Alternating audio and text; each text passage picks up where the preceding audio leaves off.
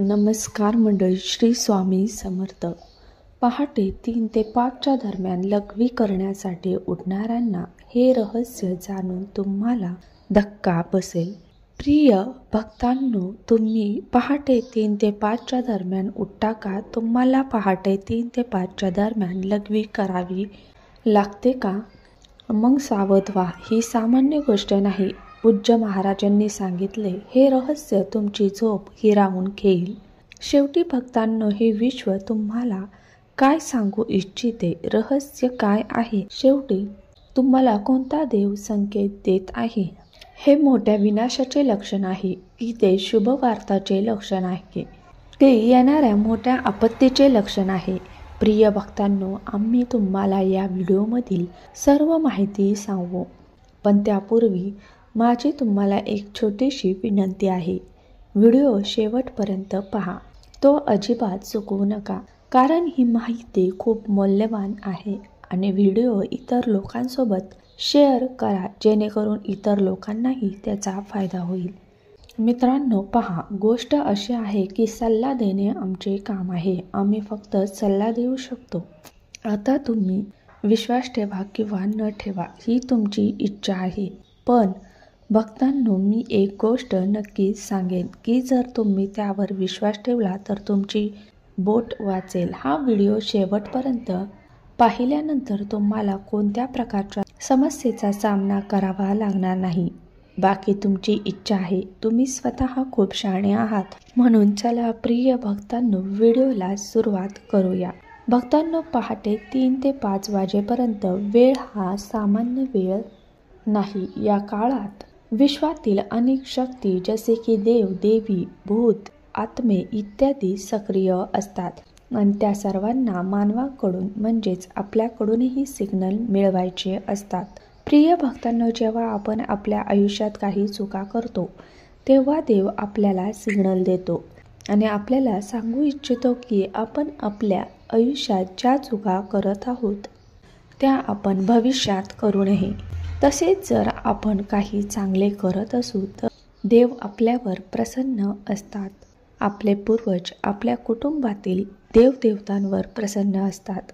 म्हणून भक्तांनो, ते आपल्याला सिग्नल देखील देतात, ज्यामध्ये अनेक सिग्नल असतात. कधी कधी आपण रात्री उठतो तर कधी कधी आपल्याला स्वप्नात काही संकेत दिसतात. जर तुम्हीही पहाटे 3 ते 5 वेळेत जागे होत असाल तर प्रिय भक्तांना, देव असो, भूत असो किंवा आत्मा असो किंवा तुमचे पूर्वज तुम्हाला काही संकेत देऊ इच्छितात. जर तुम्ही पहाटे 1 ते 2 या वेळेत जागे झालात तर तुम्हाला सावधगिरी बाळगावी लागेल. 1 ते 2 ही वेळ भूत आणि पिशाचांची असते. हो भक्तांनो, या काळात या सर्व नकारात्मक शक्ती आपल्या पृथ्वीवरही इकडे तिकडे फिरत राहतात. आणि जर तुम्हीही पहाटे 1 ते 2 या वेळेत जागे होत असाल तर तुमच्या घरात एखाद्या भूताची सावली असू शकते किंवा एखाद्या भूत किंवा आत्मा तुम्हाला त्रास देत असेल किंवा तुम्हाला काही सांगू इच्छित असेल. तर अशा परिस्थितीत प्रिय भक्तांनो, येणाऱ्या काळात तुम्हाला सावधगिरी बाळगावी लागेल. तुमच्या आयुष्यात काही मोठी आपत्ती येऊ शकते. तुमच्या कुटुंबाला मोठ्या समस्या येऊ शकतात. तुमची मुले धोक्यात येऊ शकतात. तुमचे काम बिघडू शकते. जर तुम्ही या वेळेत अंतराने जागे होत असाल तर तुम्हाला खूप सावधगिरी बाळगावी लागेल. तुम्हाला काही विशेष उपाय करावे लागतील. रात्री या वेळेच्या अंतराने तुम्ही जागे होत आहात, ही सामान्य गोष्ट नाही. जेव्हा जेव्हा तुम्ही या वेळेच्या अंतराने जागे व्हाल, तुम्ही पहाटे 1 ते 2च्या दरम्यान उठता तेव्हा हनुमानजींचे ध्यान करावे लागेल. हो प्रिय भक्तांनो, जेव्हा जेव्हा तुम्ही या वेळेच्या दरम्यान उठतात तेव्हा तुम्हाला हनुमानजीचे ध्यान करावे लागेल. आणि एक मंत्र आहे, तो काळजीपूर्वक ऐका. हो हनुमते नमः मंत्र खूप काळजीपूर्वक ऐका. मी तो पुन्हा सांगेन. हो हनुमते नमः. तुम्हाला हा मंत्र जप करावा लागेल. भक्तांनो, जेव्हा तुम्ही या वेळेच्या अंतराने जागे व्हाल आणि नंतर तुम्हाला पुन्हा झोपावे लागेल तेव्हा जेव्हा तुम्ही या मंत्राचा जप करतात तेव्हा तुम्हाला त्रास देणारे भूत आत्मे जे तुमच्या घरात येऊ इच्छितात, तुमच्या शरीरात येऊ इच्छितात, ते तुमच्यापासून दूर जातील. हनुमानजी तुमचे रक्षण करतील. म्हणून प्रिय भक्तांनो, मला आशा आहे की मी काय म्हटले ते तुम्हाला समजले असेल. आणि रात्री झोपताना तुमच्या डोक्याजवळ उशीखाली चाकू ठेवा. हो भक्तांनो, रात्री झोपताना तुमच्या उशीखाली चाकू ठेवा. आता पुढील गोष्ट खूप काळजीपूर्वक ऐका. पहाटे 2 ते 3 दरम्यान जर तुम्ही पहाटे 3 दरम्यान जागे होत असाल तर हे देखील एक खूप मोठे लक्षण आहे. हे देखील एक खूप धोकादायक लक्षण आहे. जर तुमची झोप पहाटे 2 ते पहाटे 3 दरम्यान असेल तर तुम्हाला या वेळेच्या अंतराने खूप काळजी घ्यावी लागेल. जर तुमची झोप रात्रीच्या या वेळी उठत असेल तर तुम्ही काहीतरी चुकीचे करत आहात. ते चुकीचे काम करणे थांबवा. प्रिय भक्तांनो, जर तुमची झोप रात्रीच्या या वेळी उठत असेल तर तुम्ही काहीतरी चुकीचे करत आहात. प्रिय भक्तांनो, ज्यामुळे तुमच्या पूर्वजांना खूप समस्या येत आहेत. तुमच्या पूर्वजांना दुःख होत आहे. तुमच्या पूर्वजांना त्रास होत आहे. तुम्ही खूप काळजी घेतली पाहिजे. जर तुम्हाला हे संकेत समजले नाही तर तुमच्या आयुष्यात खूप मोठा विनाश होऊ शकतो. जेव्हा पूर्वज आपल्यावर रागवतात तेव्हा आपले संपूर्ण जीवन बिघडते. आनंद, शांती एखाद्या व्यक्तीच्या आयुष्यातून सर्व काही हिरावून घेतले जाते. संपत्ती देखील गमावली जाते. प्रिय भक्तांनो, त्याचे नातेसंबंधही तुटतात. त्यांचे निरोगी शरीर आजारांनी वेढले जाते. त्यामुळे कुटुंबात दरी निर्माण होते. कुटुंब विस्कळीत होते. घर विकले जाते. दुकान विकली जातात. नोकरी जाते. पत्नी आणि मुले त्याला सोडून जातात. अशा गोष्टी घडतात. म्हणून जर तुम्ही या वेळेच्या अंतराने म्हणजे पहाटे 2 ते 3 वाजेच्या दरम्यान जागे होत असाल तर तुम्हाला खूप काळजी घ्यावी लागेल. आणि भक्तांनो, तुम्हाला तुमच्या पूर्वजांना प्रसन्न करण्यासाठी काही उपाय करावे लागतील.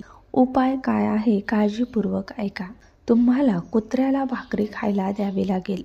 माशांना पिठाचे गोळे खायला द्यावे लागतील. अग्राश किंवा अमावस्येच्या दिवशी गोमातेला चारा द्यावा लागेल. हो प्रिय भक्तांनो, जर तुम्ही हे उपाय करायला सुरुवात केली तर तुमचा जड राहू देखील बरा होईल. त्यासोबतच काही कारणास्तव पूर्वजांना होणारा त्रास दूर होईल. समस्या दूर होतील. तुमचे पूर्वज मुक्त होतील. तुमचे पूर्वज आनंदी होतील आणि तुमच्या आयुष्यात पुन्हा सर्व काही चांगले होईल. म्हणून हा उपाय तुम्हाला करायचा आहे. आता पुढची गोष्ट म्हणजे जर तुम्ही पहाटे 3 ते 4 दरम्यान उठत असाल. हो, जर तुम्ही पहाटे 3 ते 4 दरम्यान उठत असाल तर तुम्हाला खूप काळजी घ्यावी लागेल. प्रिय भक्तांनो, हा काळ खूप धोकादायक आहे. जेव्हा आपल्या घरातील कुलदेवता आपल्यावर रागवते, जेव्हा आपल्या घरातील देवता, आपली कुलदेवता कोण आहे? आपली कुलदेवता कोण आहे? अनेक लोकांमध्ये सर्पदेवता देखील असतात. जेव्हा ते देवता आपल्यावर रागवतात, तेव्हा ते आपल्याला एक संकेत देतात की तुम्ही काहीतरी चुकीचे करत आहात. आता तुम्ही चुका करणे थांबवावे, ते सोडा. असे बरेच लोक आहेत ज्यांना त्यांच्या घरातील कुलदेवताची आठवण राहत नाही. असे बरेच लोक आहेत जे त्यांच्या घरातील कुलदेवतांची पूजा करत नाही. तेव्हा कुलदेवता रागवतात आणि अशा समस्या उद्भवू लागतात. प्रिय भक्तांनो, ज्या घरात कुलदेवता रागवतात त्या घरातील कोणीही कधीही प्रगती करू शकत नाही. कुटुंब कधीही प्रगती करू शकत नाही. कुटुंबात भांडणे होतात. घरात मुलं आजारी पडतात.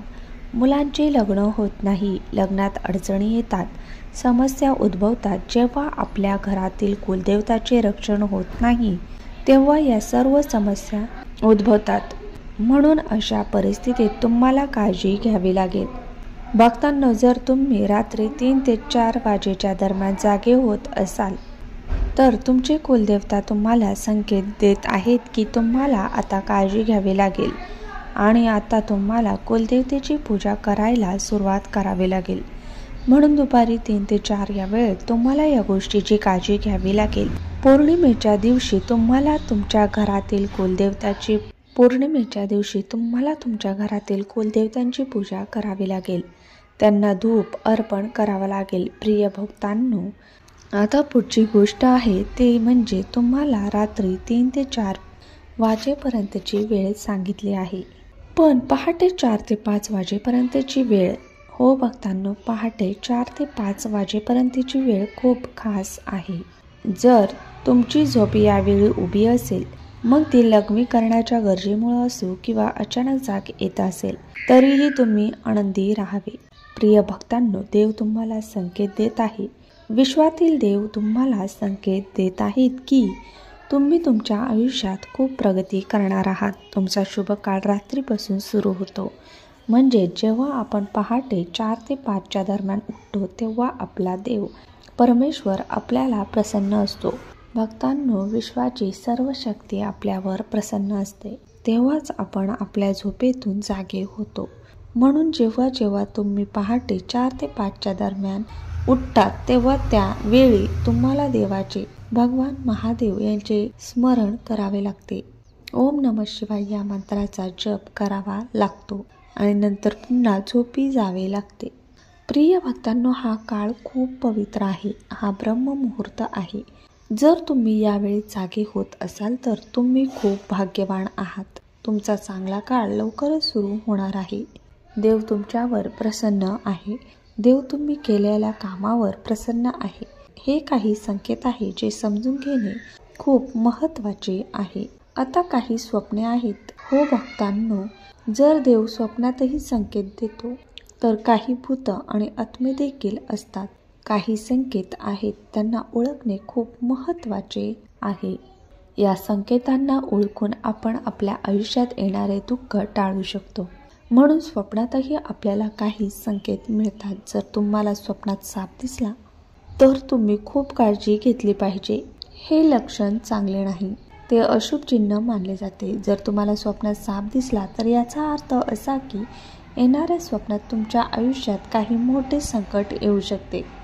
म्हणून जर तुमच्या घराभोवती कोणत्याही सर्पदेवाचे मंदिर असेल तर तिथे जा आणि सर्पदेवाला नारळ अर्पण करा आणि थोडे दूध अर्पण करा. प्रिय भक्तांनो, हा उपाय करा आणि मी पुढील गोष्टीकडे जातो. जर तुम्हाला स्वप्नात लहान मुले दिसली तर, लहान मुले किंवा लहान मुलगी दिसली तर ते खूप चांगले लक्षण मानले जाते. असे मानले जाते की येणाऱ्या काळात तुमच्या आयुष्यात खूप आनंद येणार आहे.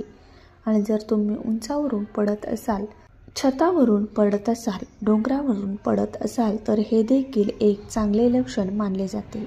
असे मानले जाते की जर आपण स्वप्नात उंचावरून पडत असाल तर आपण आपल्या वास्तविक जीवनात खूप प्रगती करतो. म्हणून आजच्या व्हिडिओमध्ये मी बरीच माहिती दिली आहे. जर तुम्हाला माहिती चांगली समजली असेल तर तुमच्या जीवनाला चांगली दिशा देणे तुमच्यासाठी खूप सोपे जाईल. धन्यवाद.